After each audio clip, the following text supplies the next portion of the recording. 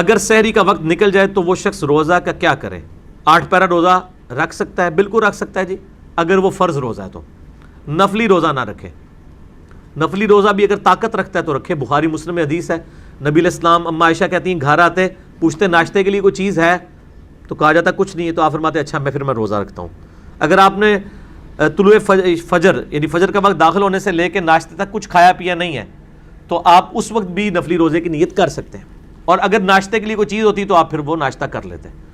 تو فرض روزے کی تو ویسے ہی نیت رات کی وقت کی ہوتی ہے، تو آپ 8 پیرا روزہ رکھ سکتے ہیں، اس میں کوئی ممانعت نہیں ہے۔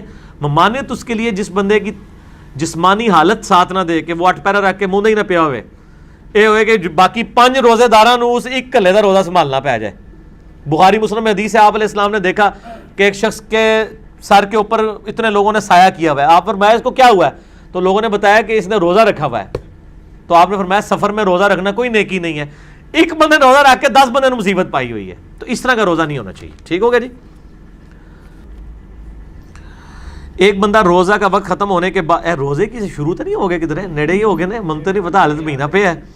روزے کے اوپر مسئلہ نمبر میرا آپ جو ہے نا وہ 53A B C D 4 lecture ہیں 1.5 گھنٹے کے HD کیمرے میں، کوئی دنیا کا مسئلہ نہیں، میں چھڑا ہو دیکھ لو۔ ایک بندہ روزے کا وقت ختم ہونے کے بعد 5 منٹ تک پانی پیتا رہتا ہے، ایسے شخص کا روزہ ہو جاتا ہے؟